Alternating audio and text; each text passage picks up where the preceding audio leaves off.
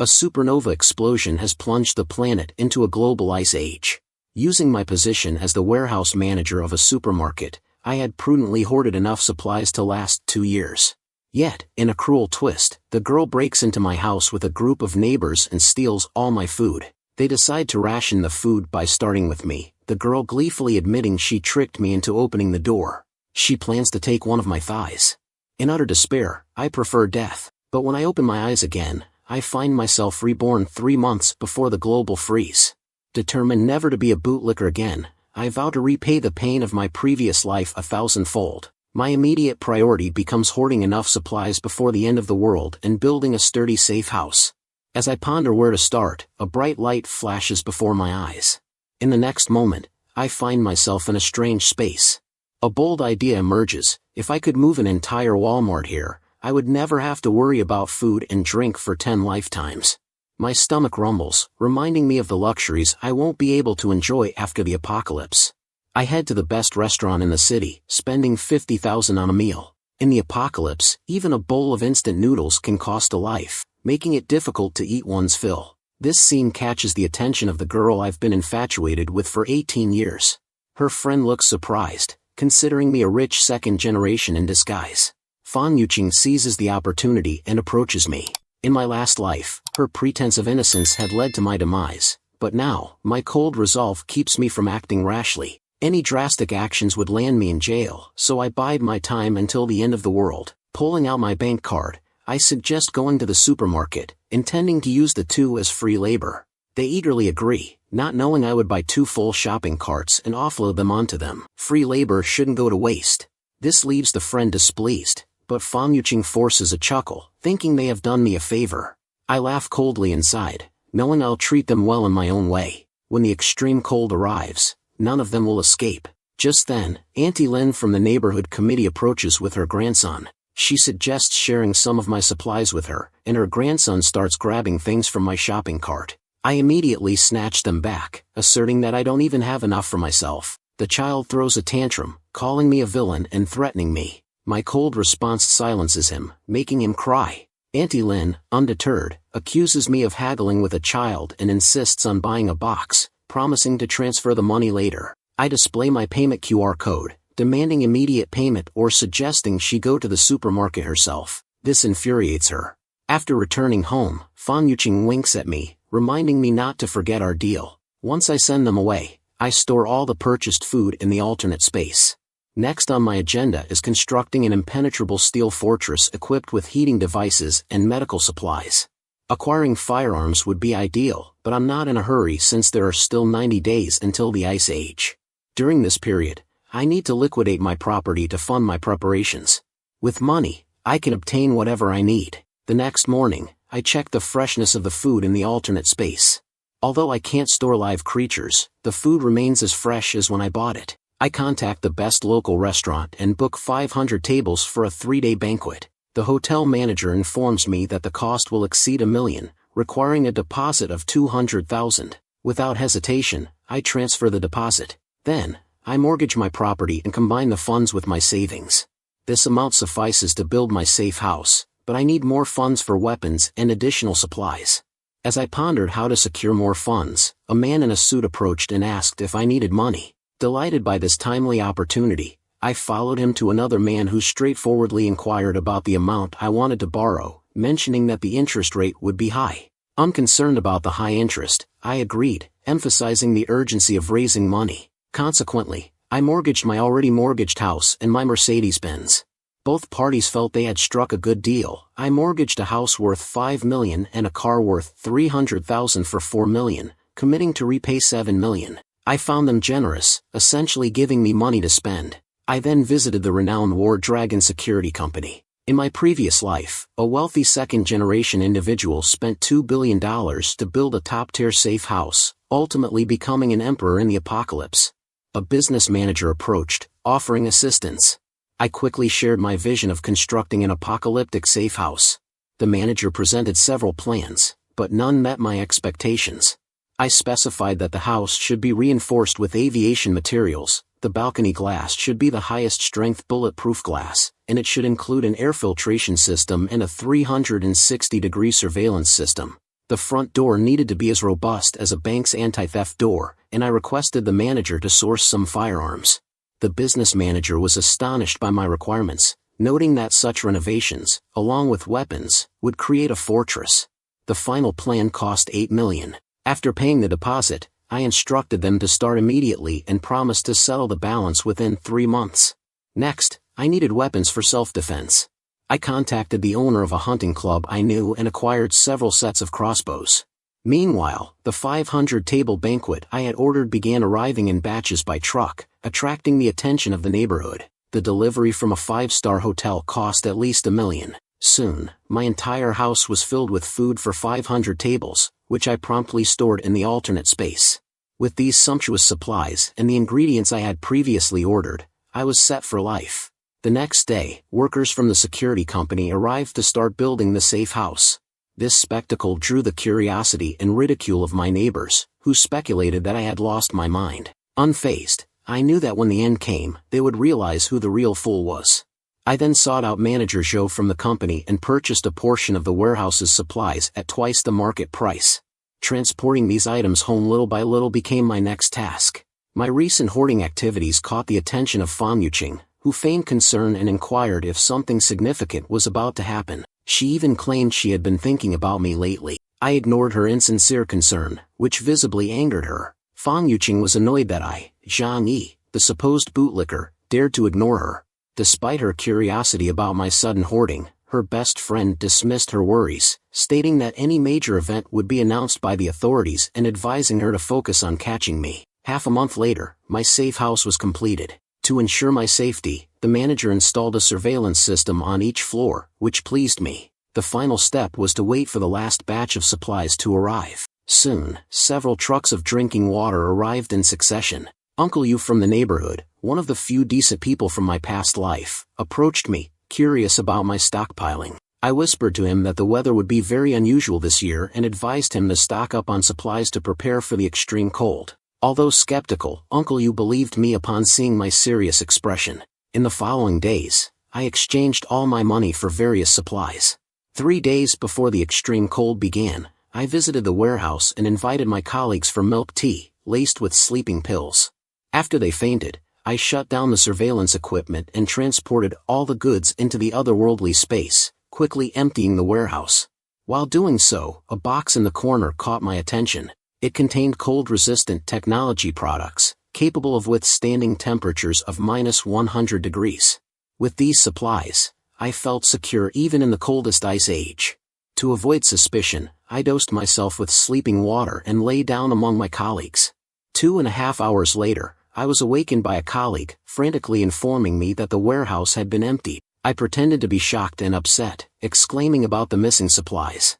Shortly after, the manager called, inquiring about the loss of the warehouse contents.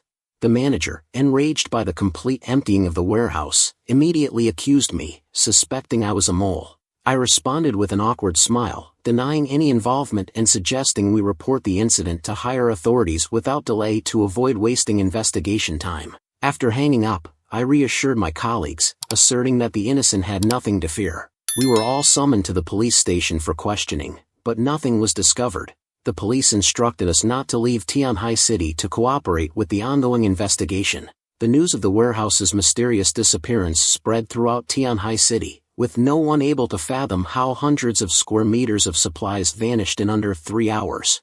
Meanwhile, heavy snow began to fall, signaling the onset of the extreme cold. Realizing this was the prelude, I hurried home. 3 days later, the shockwave from a supernova explosion engulfed the globe, plunging temperatures overnight.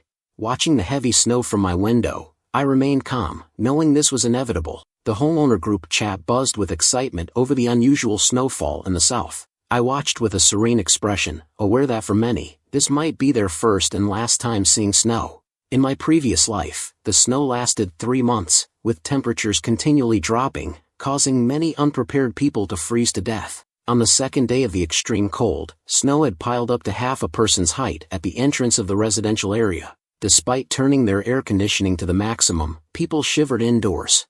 I, however, slept soundly, having prepared various heating devices. Suddenly, my phone rang, waking me. It was Fan Yuqing, cheerfully accusing me of knowing about the temperature drop and not informing her. Now, she was freezing.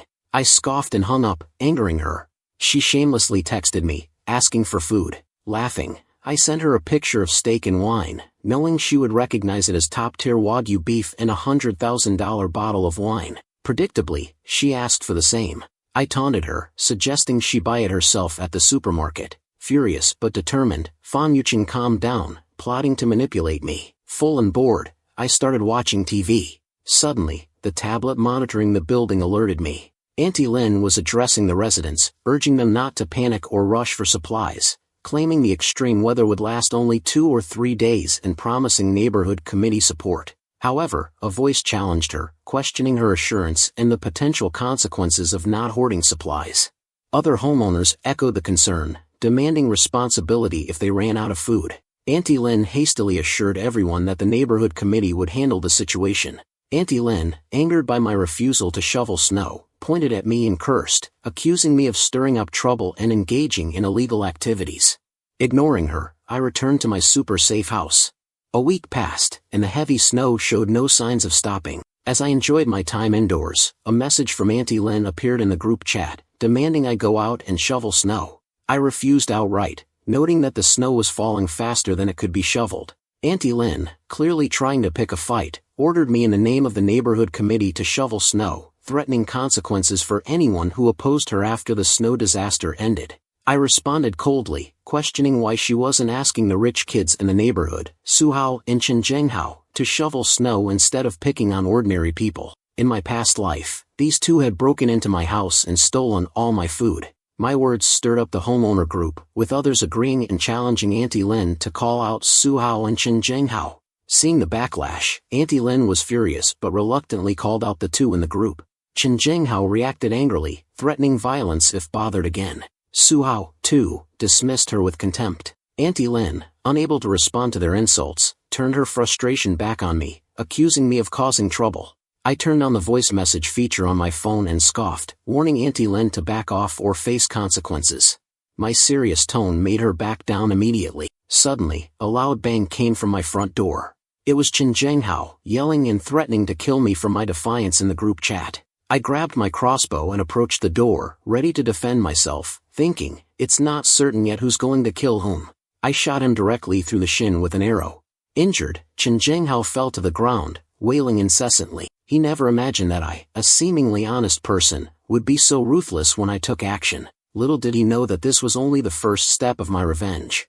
With temperatures now at -100 degrees, Chenjenghao's leg, which had been shot through, was surely not going to be saved. If not treated in time, he could only die slowly in this freezing weather. Chenjenghao, bearing the severe pain, staggered into the elevator. He could never have imagined, having only met me a few times, that I wanted to kill him directly. This realization made Chenjenghao shudder with fear. So, he immediately took out his phone and dialed the emergency number. However, the whole city was already covered in heavy snow, and the hospital's ambulance simply couldn't make it. Left with no choice, Chenjenghao could only go home and treat his wound himself. Fortunately, the weather was freezing cold, and his foot was almost numb from the cold. Then, with grim determination, Chenjenghao pulled the arrow out. He took out his phone again and made a threat in the homeowner group, swearing revenge. Facing his threat, I naturally wasn't afraid and responded confidently. This exchange stunned the onlookers in the group chat.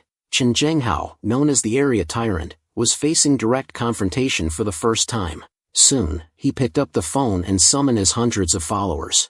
In no time, a swarm of followers, each holding their own weapon, rushed over in grandeur. After learning about what had happened, the leading bald guy came to my door with his followers, threatening me. But the next second, his machete was flung away, scaring the gangsters out of their wits.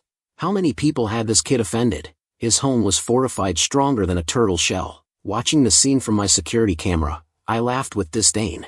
I decided to take it a step further. I connected a water hose to the kitchen faucet and sprayed cold water out through the door. Soon, a bunch of them fell to the ground, frozen. Only 3 managed to escape. Seeing this scene, I was quite pleased.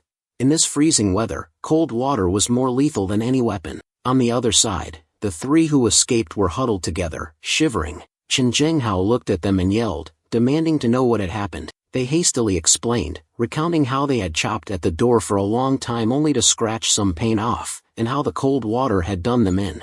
Chen Zhenghao's face darkened with realization. He was determined not to believe that I could hide forever. He ordered several men to keep constant watch at my door, with the intention of tearing me apart as soon as I showed myself. Unbeknownst to him, the food reserves in my house were more than enough to last not just for a lifetime, but for many lifetimes.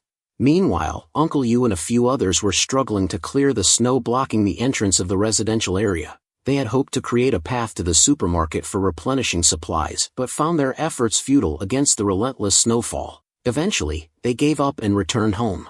Observing this scene, I felt a deep sense of frustration. Human efforts alone were insufficient against such a disaster. While the news promised that the country was making a final push to combat the snow disaster, I knew that the harsh reality was that 90% of all living organisms worldwide would succumb to the extreme cold. My crush of 18 years was the first to reach out with a message, asking if I was okay. The irony of her concern made me laugh. If not for her betrayal in my previous life, I might have still regarded her as pure and sincere. I replied tersely, stating that I was fine. Fan Yuqing, on the other hand, shamelessly asked for food, promising to repay me later. I complied without hesitation, sending her a picture of an extravagant lobster meal, adding a mocking comment that I was already full. Her anger was palpable, and she decided to sever ties with me. Fan Yuqing's best friend then sent me a message, chiding me for my apparent foolishness.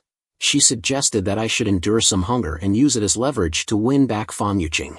I found their manipulative tactics amusing and responded with a simple "oh," which further angered her. The sudden change in my attitude perplexed Fan Yuqing, who had been accustomed to my previous subservience. As Fan Yuqing considered other options, she called upon other bootlickers. Xiao Peng soon arrived, carrying bags of supplies, claiming it was all he had left. Fan Yuqing was moved by his gesture and promptly rewarded him with a token of appreciation, recognizing him as a good person. As the heavy snow continued to fall, the entire neighborhood was plunged into darkness. The power outage left everyone without electricity, and the once functional air conditioning units became useless. The extreme cold quickly became lethal, turning the neighborhood into a place of fear and discomfort. In contrast, I was comfortably ensconced in my well-prepared sanctuary, savoring a chicken leg. With no worries about freezing, I turned on a generator I had installed in advance, grateful for the foresight I had in my previous life. The rest of the neighborhood, unprepared for such an event, was now experiencing the harsh reality of the blizzard. Auntie Lin, clutching her grandson for warmth, was among those struggling with the unexpected severity of the snowstorm. Realizing the gravity of the situation, she saw an opportunity to benefit from the confusion. To gain control over the dwindling supplies, Auntie Lin crafted a message for the neighborhood group chat, intending to deceive everyone into surrendering their food reserves. Her message declared that the disaster was merely a temporary inconvenience and that repairs were underway. She added that the officials had mandated a unified management approach by the neighborhood committee due to the extraordinary circumstances. She threatened that anyone refusing to cooperate would face arrest and interrogation by the police. Upon seeing the message, Chen Zhenghao began to curse in dissatisfaction. Despite having numerous underlings, he was wary of confronting the police. Meanwhile, Auntie Lin continued in the group chat, announcing that due to the severe impact of the blizzard on everyone's lives, the neighborhood committee had decided to collect supplies from each homeowner and distribute them evenly to help everyone through the crisis. This announcement prompted a sardonic laugh from me, as it was the same old tactic from my previous life. Auntie Lin then sent me a private message, asking if I had hoarded food, given my warehouse job and the 3 truckloads of supplies I had purchased previously. She insisted that, in light of the current crisis, it was my turn to contribute. She assured me that I would be repaid after the crisis. I responded coldly, knowing her involvement in my previous death, and promptly sent a voice message saying that I had just run out of supplies and would need some shared with me. Auntie Lin was infuriated by my message, as she knew I had ample supplies. Realizing she and her grandson were relying on my provisions, she swallowed her anger and replied that the request was an organizational order and that my compliance was mandatory. She promised to report my good deeds to the organization after the crisis. I laughed at her message, knowing her assurances were lies. I replied, asking her to lead by example and send me a few packets of instant noodles first. Auntie Lin could no longer control her frustration and responded angrily, declaring that refusing to hand over supplies equated to opposing the organization and threatening to report me for disciplinary action. I mocked her, questioning her authority and suggesting she was not significant despite her attempts to assert control. My comments made Auntie Lin so furious that she smashed her old-fashioned phone. She was incensed by my defiance, especially as a community leader. Failing to gain any advantage from me, Auntie Lin shifted her focus to other homeowners, hoping to deceive as many as possible. In the following 2 days, under Auntie Lin's persistent coaxing, several homeowners sent their supplies to her home. Watching the unfolding chaos, I couldn't help but sneer internally at the gullibility of those who believed in some great Samaritan in this post-apocalyptic world. With the entire world in disarray and supplies dwindling, their only option was to wait for their inevitable demise. Soon, homeowners began tagging Auntie Lin in the group chat, demanding that she distribute the supplies as promised, since their own food reserves had run out. Auntie Lin responded with disdain, dismissing their pleas. To her, these supplies were the result of her hard work, and she had no intention of giving them away easily. Then, Auntie Lin's phone rang, and she broke out in a cold sweat upon seeing it was Chen Zhenghao. His cold voice on the other end of the line remarked on her success in deceiving everyone into sending their supplies to her home. Auntie Lin feigned innocence, claiming it was merely a community committee arrangement and that she was just fulfilling her duties. Chen Zhenghao's response was chillingly calm. He and his group were waiting for her to distribute the supplies. Auntie Lin, trying to buy time, explained that the supplies hadn't been sorted yet and that not all homeowners had submitted their contributions, so distribution couldn't commence. Moments later, Chen Zhenghao and his underlings stormed into her house. Auntie Lin's face turned ashen as she protested the invasion, questioning the legality of their actions. Chen Zhenghao, however, was unmoved, dismissing her claims and accusing her of deceit. He declared that he was acting in the name of justice. I watched the entire scene unfold on surveillance, savoring a sausage with amusement. The real drama was just beginning. Inspired by the unfolding spectacle, I decided that sharing it would only enhance the fun. With a penchant for drama, I immediately posted the surveillance video in the homeowners group chat, eager to see everyone's reactions to the chaotic scene. Chen Zhenghao and his gang barged into Auntie Lin's house, ordering his men to take all the food, leaving nothing behind. Auntie Lin, desperate, clung to Chen Zhenghao's leg, her face etched with fear and pleading. Unmoved, Chen Zhenghao sneered coldly and kicked her aside. Her grandson, stunned by the scene, picked up a small knife in a fit of rage and managed to stab one of the thugs, a yellow-haired punk, in the butt.